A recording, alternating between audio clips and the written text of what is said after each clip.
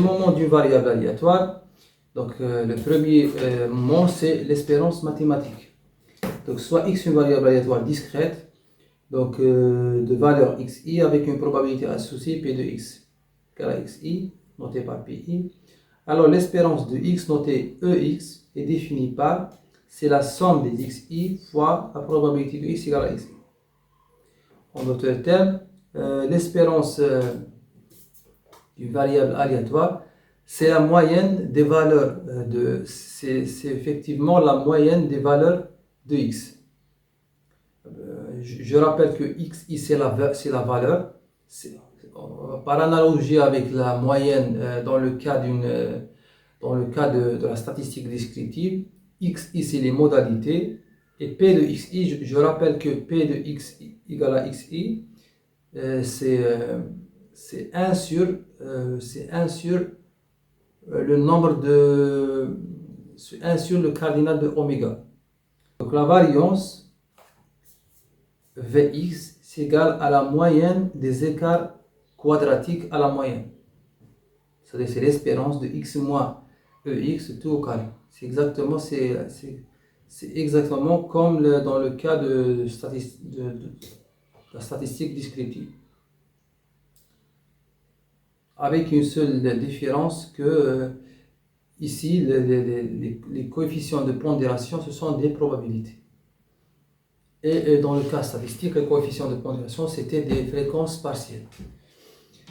Donc on note par sigma au carré indice x l'écart type de la variable aléatoire. C'est la racine de la variance, c'est comme dans le cas de statistique. Maintenant on est prêt pour introduire les lois de probabilité des variables aléatoires discrètes. Maintenant on est prêt pour introduire les différentes lois de probabilité usuelles dans le cas d'une variable aléatoire discrète. On commence par la loi uniforme.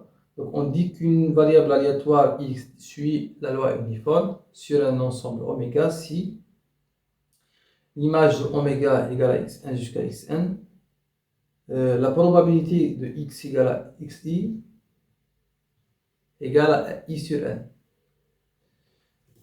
Et les moments de la loi uniforme, l'espérance égale à 1 sur 1 fois la somme des xk, et la variance égale à x 1 sur 1 fois la somme des xk au carré, moins l'espérance au carré. Donc la situation, quand est-ce qu'on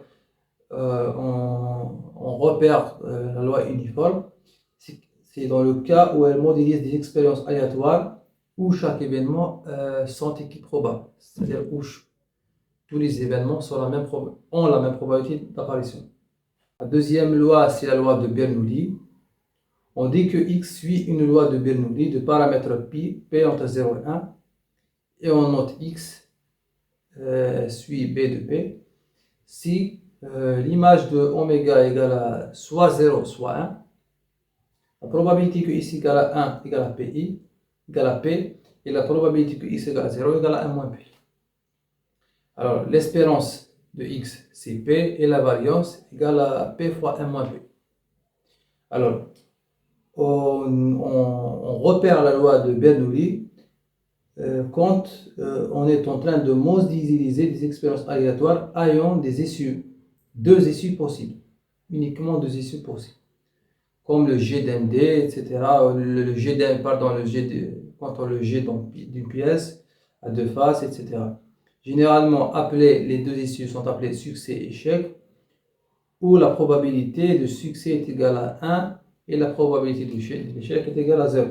La loi binomiale, on dit que x suit la loi binomiale de paramètres n et p, et on note x suit b de np si la probabilité que x égale à k, où k est entre 0 et n, est égale à la combinaison de k parmi n fois p puissance k fois 1 moins p puissance n moins k.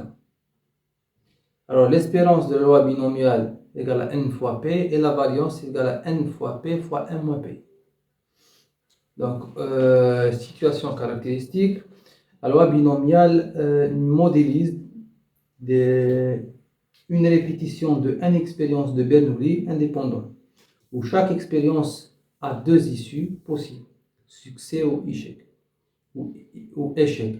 La probabilité de succès est notée par P et celle de l'échec est notée par N-P. Donc la variable aléatoire associée représente le nombre total du succès obtenu sur les N répétitions. On passe à la loi géométrique. On dit que la variable aléatoire x suit la loi géométrique du paramètre P. On note x suit g de P. Si la probabilité de x égale k est égale à 1 moins P puissance k moins 1 fois P, où k est supérieur ou égal à 1. Donc l'espérance c'est 1 sur P et la variance c'est 1 moins P sur P. Donc la situation caractéristique, donc la loi géométrique modélise des expériences répétées de Bernoulli où on cherche à déterminer le nombre d'essais nécessaires pour obtenir le premier succès. Et enfin, la loi de Poisson, c'est la loi qui modélise des phénomènes rares.